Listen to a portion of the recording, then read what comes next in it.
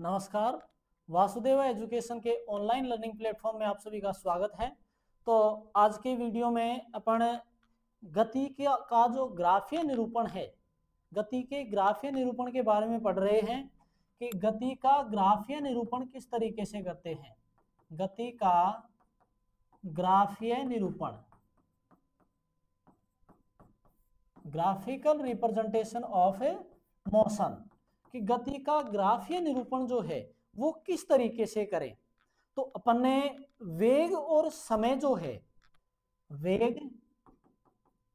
तथा समय और समय, त्वरण तथा समय, वेग और समय के अनुसार,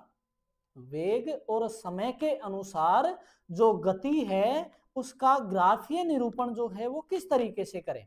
तो दो एक तरीके, एक तो वेग और समय के अनुसार हो गया, एक त्वरण और समय के अनुसार। अब बात आ रही है कि एक तो समान चाल से चले, अर्थात एक तो वेग समान हो, उस स्थिति में ग्राफीय निरूपण किस तरीके से करते हैं, और एक असमान हो, उस स्थिति में ग्राफीय निरूपण किस तरीके से करें। तो पहले जो अपन पढ़ने जा रहे हैं वो बात कर रहे हैं समान वेग से, कि समान वेग से क्या होता है। तो वेग की बात करें उस स्थिति में, और फिर त्वरण की बात करें। या इससे पहले ये बता दें कि त्वरण की बात करें, त्वरण की परिभाषा अपन ने पिछले वीडियो में पढ़ी है कि वस्तु के वेग में परिवर्तन की जो दर है, वस्तु के वेग में परिवर्तन की दर त्वरण कहलाती है। अब अपन ने ये एक फॉर्मूला पढ़ा था कि यदि किसी कण का प्रारंभिक वेग u, अंतिम वेग v और समय अंतराल t हो तो त्वरण जो है वो क्या होगा। अर्थात समीकरण लिखा था v बराबर में u plus A T, v बराबर में u प्लस ए टी। अगर एक ये कह दें कि यदि कण या जो है का वेग समान हो, यदि कोई वस्तु समान वेग से गति करती है, यदि कोई वस्तु समान वेग से गति करती है तो त्वरण जो है वो त्वरण क्या होगा कि कोई वस्तु समान वेग से अगर गति कर रही है तो उस स्थिति में उसका त्वरण क्या होगा। तो ये बोला है ना कि बराबर में u प्लस ए टी, वस्तु या कण का जो वेग है वो समान है, अर्थात प्रारंभिक वेग बराबर में अंतिम वेग। प्रारंभिक वेग और अंतिम वेग क्या है अपने पास में, समान है, अर्थात v बराबर में v प्लस ए टी। अर्थात ये मान अगर इधर जाएगा तो 0, अर्थात उस स्थिति में जो त्वरण है उस त्वरण का मान अपने पास में क्या हो गया, 0। तो एक बात अगर अपने समझ में आ गई कि अगर वस्तु का वेग समान हो, अगर कोई वस्तु समान वेग से गति करती है तो उस स्थिति में वस्तु का जो वेग है वो वेग क्या हो, वो सॉरी त्वरण जो है वो त्वरण अपने पास में क्या होता है, शून्य होता है। कि कोई वस्तु अगर समान वेग से गति करती है तो उसका जो त्वरण है वो त्वरण अपने पास में क्या होता है, शून्य होता है। तो गति का ग्राफीय निरूपण पढ़े तो पहला जो निरूपण अपन पढ़ रहे हैं वो पढ़ रहे हैं वेग तथा समय के मध्य, समय के मध्य, कि अगर कोई वस्तु, वेग और समय के मध्य ग्राफीय निरूपण पढ़ रहे हैं कि अगर कोई वस्तु समान वेग से, अगर कोई वस्तु समान वेग से गति करती है, समान वेग v से गति कर रही है तो उस स्थिति में, समान वेग v से गति कर रही है तो उस स्थिति में ग्राफीय निरूपण क्या होगा। तो ये समय को और ये वेग को बता रहा है। अगर समय और वेग की स्थिति जो है वो अपने पास में ये है, एक तरीके से ये जो निरूपण है, ये जो स्थिति है कि वस्तु के वेग और समय के मध्य जो ग्राफीय निरूपण है वो वेग और समय के मध्य ग्राफीय निरूपण क्या है, ये है ए ओ ए बी सी, कि अगर कोई वस्तु टी टाइम पर v वेग से गति कर रही है, एक समान वेग से गति करेगी तो उसका जो अक्ष है वो क्या होगा, x अक्ष के समांतर होगा। एक्स अक्ष के समांतर होगा, अर्थात उसके द्वारा जो तय की गई जो दूरी है वो तय की गई दूरी एक्स अक्ष के समांतर होगी। कि कोई कण अगर समान वेग से गति करता है तो उसके द्वारा तय की गई जो दूरी है वो उसके द्वारा तय की गई जो दूरी है वो प्रारंभिक अक्ष अर्थात ओ एक्स के समांतर होती है। ओ एक्स अक्ष के समांतर होती है, या ये कह दें कि एक्स अक्ष के समांतर होती है। यदि ये कहें कि अब ये कहें कि इसके द्वारा तय की गई जो दूरी कितनी है, यदि वस्तु का वेग जो है, वस्तु का वेग अपने पास में क्या है तथा समय t हो तो तय की गई दूरी, वेग v हो तथा समय t हो तो तय की गई जो दूरी है। अब अपने को पता है कि वेग v बराबर में होता है, वेग की परिभाषा पढ़ें कि एकांक समय में निश्चित दिशा में तय की गई जो दूरी है वो वेग कहलाती है। तो v बराबर में s बटा t, अर्थात तय की गई जो दूरी है वो s बराबर में आ गई v इंटू में t। कि अगर ये कहें कि कोई कण जो है समान वेग v से गति कर रहा है तो उसके द्वारा तय की दूरी एक्स अक्ष के समांतर होगी, और वो जो दूरी है वो दूरी बराबर में होगी s बराबर में v इंटू टी के, s बराबर v इंटू टी के बराबर वो दूरी अपने पास में होगी। तो ये कह सकते हैं कि आयत जो है, आयत हो गया कि आयत का जो क्षेत्रफल है, यहां तय की गई जो दूरी है, तय की गई दूरी जो है वो ये कह सकते हैं कि क्षेत्र ओ ए बी सी का क्षेत्रफल, कि इस कण के द्वारा जो तय की गई जो दूरी है, कण के द्वारा तय की गई जो दूरी है वो क्षेत्र ओ ए बी सी के क्षेत्रफल के बराबर होगी। क्षेत्रफल ओ ए बी सी के क्षेत्र ओ ए बी सी के क्षेत्रफल के बराबर होगी, अर्थात ये अगर टी है तो ये भी टी हो गया और ये भी हो गया। तो आयत हो गया, आमने सामने की भुजा क्या है, बराबर है, आमने सामने की भुजा अपने पास में बराबर है। तो आयत का क्षेत्रफल कि समान वेग से अगर गति कर रही है तो कण के द्वारा जो तय की गई जो दूरी होगी वो दूरी अपने पास में आयत के क्षेत्रफल के बराबर होगी, अर्थात लंबाई इंटू चौड़ाई, तो क्रॉस में टी। यहां भी अपन ने यही स्थिति निकाली है। तो अगर इस ग्राफीय निरूपण के आधार पर कण के द्वारा तय की गई दूरी देखी जाए, या अपन ने बोला है कि अगर कोई कण v समान वेग से गति कर रहा है तो t टाइम के बाद में तय की गई जो दूरी है वो ज्ञात करनी हो, तो t टाइम के बाद में तय की गई दूरी अपन इस तरीके से ज्ञात कर सकते हैं। या अपन ये कह दें कि एक समान वेग से चलने वाले कण का जो ग्राफीय निरूपण है वो ग्राफीय निरूपण इस तरीके का है। तो इसके आधार पर कण के द्वारा तय की गई जो दूरी निकालनी हो तो वो तय की गई जो दूरी है वो क्षेत्र ओ ए बी सी के क्षेत्रफल के बराबर होती है। वो क्षेत्र अपने पास में अगर आयताकार है तो आयताकार भाग के बराबर होगी, वर्गाकार है, वर्ताकार है, जिस भी क्षेत्रफल के जो भी क्षेत्र अपने पास में बना हुआ है उस क्षेत्र के क्षेत्रफल के बराबर होगी, अर्थात क्षेत्र ओ ए बी सी का क्षेत्रफल। तो आयत का क्षेत्रफल लंबाई इंटू चौड़ाई, तो ये हो गया कि वेग और समय के मध्य अगर ग्राफ देखा जाए तो वेग और समय के मध्य ग्राफ इस तरीके का बनता है। अब ऐसे ही अपन अगर देखें तो त्वरण आगे है, त्वरण तथा समय के मध्य, त्वरण और समय के मध्य जो ग्राफ है वो किस तरीके का बनेगा, कि त्वरण और समय के मध्य ग्राफ की स्थिति है वो क्या है। ये कहते हैं कि माना कोई कण जो है, माना कण प्रारंभिक वेग u से गति कर रहा है, कण प्रारंभिक वेग u से गति कर रहा है, ठीक है, प्रारंभिक वेग u से गति, मतलब ये स्थिति आ गई अपने पास में, प्रारंभिक वेग u से गति करा। अब t टाइम के बाद प्रारंभिक वेग u से गति कर रहा है, गति करता है, t समय बाद कण का वेग जो है, कण का वेग v है, टी समय के बाद में कण का जो वेग है वो कण का वेग अपने पास v है। टी टाइम के बाद में एक तरीके से कण का वेग जो है वो अपने पास में हो गया v। तो एक तरीके से ये स्थिति बनी, टी समय के बाद में कण का वेग जो है वो v है। इसको इस तरीके से छायांकित करके भी बना सकते हैं कि ये जो वेग अपने पास में आ गया, यहां से यहां तक का वेग तो u, ये जो यहां तक का वेग है ये कंप्लीट v है। तो अगर कोई कण प्रारंभिक वेग u से गति कर रहा है तो उस स्थिति में तो उसका छायांकित भाग ये रहा, और t टाइम के बाद में अगर कण का वेग बदले, टी टाइम के बाद में अगर कण का वेग बदलता है तो उस स्थिति में अपने पास में ये स्थितियां बन गई, अर्थात ये रूप,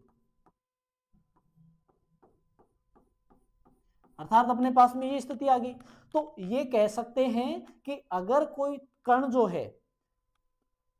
प्रारंभिक वेग u से गति करे और t टाइम के बाद में अगर उसका वेग v होता है तो अक्ष में जो स्थिति है अर्थात xy तल में जो रूप बनेगा वो इस तरीके का बन रहा है। तो त्वरण और समय के मध्य अगर ग्राफ देखा जाए तो त्वरण और समय के मध्य ग्राफ इस रूप का है। अब इनके द्वारा जो तय की गई जो दूरी है, ये देखें कि u वेग से कण चलना प्रारंभ कर रहा है, t टाइम के बाद में कण t समय पर उसके द्वारा तय की गई जो दूरी है वो क्या है, इस क्षेत्र के क्षेत्रफल के बराबर है। उसके द्वारा तय की गई जो दूरी है वो इस क्षेत्र के क्षेत्रफल के बराबर है। तथा जब उसका t टाइम के बाद में वेग जो है वो अपने पास में v हो रहा है तो उसके द्वारा जो तय की गई जो दूरी है वो हो गई इस क्षेत्रफल के बराबर।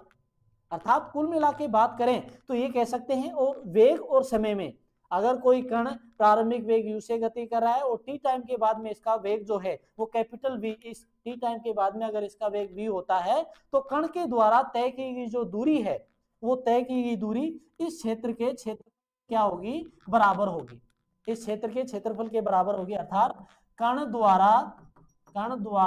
तय की गई दूरी जो है वो बराबर में क्षेत्र ओ ए बी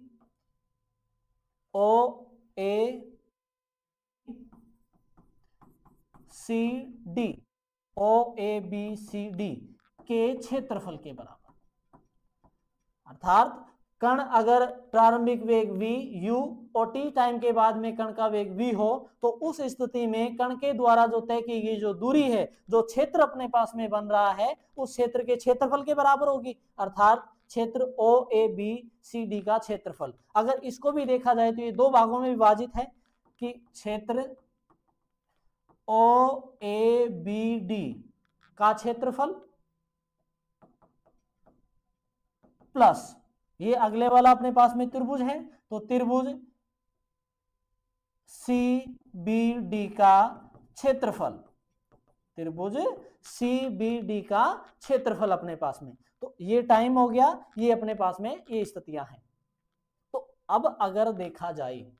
अब ये स्थितियां अपन बना रहे हैं तो यहां देखें क्षेत्र का, इस क्षेत्र का क्षेत्रफल ये वाला जो भाग है, इस वाले भाग का अगर क्षेत्रफल देखा जाए तो इस वाले भाग का क्षेत्रफल अपने पास में हो गया, आयत है, लंबाई इंटू चौड़ाई, अर्थात O A into O D plus त्रिभुज का क्षेत्रफल 1/2 आधार हो गया बी डी इंटू ऊंचाई B C, B D into B C, आधार इंटू ऊंचाई अपने पास में आ गया। तो अब अगर देखें आधार इंटू ऊंचाई तो ये कह सकते हैं कि कंप्लीट अपने पास में जो ए और सी जो है, ए सी अपने पास में क्या है, v है, ए सी अपने पास में है, ए सी बराबर में v, ए बी अपने पास में है, ए बी अपने पास में है u। तो अगर अपने को बी सी निकालनी हो तो बी सी बराबर में ए सी में से ए बी निकाल दे, अर्थात v माइनस यू। तो बी सी का मान अपने पास में आ गया, बी डी अपने पास में है, तो ये मान अपने पास में आ गया कि ओ ए का क्षेत्रफल, अब ओ ए तो है अपने पास में टी गुणा ओ डी है यू प्लस, अर्थात इस क्षेत्र का जो क्षेत्रफल आ गया वो तो है अपने पास में यू टी प्लस में 1/2 BD, BD का मान है अपने पास में T, और BC जो है वो अपने पास में है V माइनस U। तो कुल मिला के ये कहें कि जो अपने पास में इसके द्वारा जो तय की गई दूरी है, कण के द्वारा तय की गई दूरी अर्थात इस कंप्लीट क्षेत्र के क्षेत्रफल के बराबर थी, वो अपने पास में आ गई UT plus 1/2 V minus U T, इसके बराबर अपने पास में आ गई। अब चूंकि अपने पास में एक समीकरण था V बराबर में U प्लस AT, V बराबर में U प्लस AT, अर्थात अगर यहां से अपन मान देखा जाए तो ये कह सकते हैं कि V माइनस U बराबर में किसके, AT के। तो V माइनस U के जगह अगर AT रख दें तो ये समीकरण अपने पास में आ गया कि UT plus 1/2 V minus U के जगह AT और T पहले से है AT²। तो कण के द्वारा जो तय की गई है, कण के द्वारा तय की गई दूरी S बराबर में UT प्लस 1/2 AT² होती है। S बराबर UT प्लस 1/2 AT² होती है। अब ये जो समीकरण है, ये समीकरण अपने पास में वे प्रारंभिक वेग, समय और त्वरण के मध्य संबंध को व्यक्त कर रहा है, या ये कह दें कि कण के प्रारंभिक वेग, कण के अंतिम वेग और समय के मध्य संबंध को व्यक्त कर रहा है। इसी समीकरण में, समीकरण 2 में, या ये कहें कि अपने पास में समीकरण प्राप्त हुआ है S बराबर U प्लस 1/2 AT², समीकरण नंबर 2 है, और समीकरण 1 अपने पास में है V बराबर में U प्लस AT। यहां से T का मान निकालें, T बराबर में V माइनस U बटा A, और इस T के मान को समीकरण नंबर 2 में रखें, अर्थात S बराबर में U, T के जगह V माइनस U बटा A plus 1/2 A V minus U बटा A का होल स्क्वायर, अर्थात V माइनस U² बटा A प्लस 1/2 A बटा A², एक तो कट जाएगा, यहां बच जाएगा A, V माइनस U का होल स्क्वायर। एलसीएम अपन लें तो एलसीएम इसका आ गया 2A, 2A में A का भाग दिया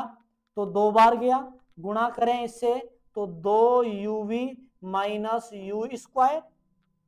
2UV minus U² plus 2A में 2A का भाग दिया, एक बार गया, V माइनस U से गुणा किया तो V माइनस U का होल स्क्वायर, ऐसे के ऐसे। अर्थात इस 2A को अगर S की तरफ लेके जाएं तो ये समीकरण बन जाता है 2AS बराबर में 2UV माइनस U², आगे है प्लस V माइनस U का होल स्क्वायर, अर्थात A माइनस B के होल स्क्वायर वाले फॉर्मूले से A² plus B² minus 2AB, तो इसको लिखें तो ये बन गया V² plus U² minus 2UV minus 2UV, तो माइनस 2UV प्लस 2UV बराबर में 2AS, यहां है 2U², यहां है अपने पास में 2U², गुणा भी तो करेंगे 2U से, तो 2U², 2AS बराबर में minus 2U² plus V plus में U², अर्थात ये मान बच गया V² माइनस U² बराबर में 2AS। तो ये जो समीकरण नंबर 3 है वो आ गया वेग V, प्रारंभिक वेग U, अंतिम वेग V तथा त्वरण A व दूरी S के मध्य संबंध। तो समीकरण 1, समीकरण 2 और समीकरण नंबर जो 3 है वो समीकरण 3 गति के क्या हैं, समीकरण कहते हैं।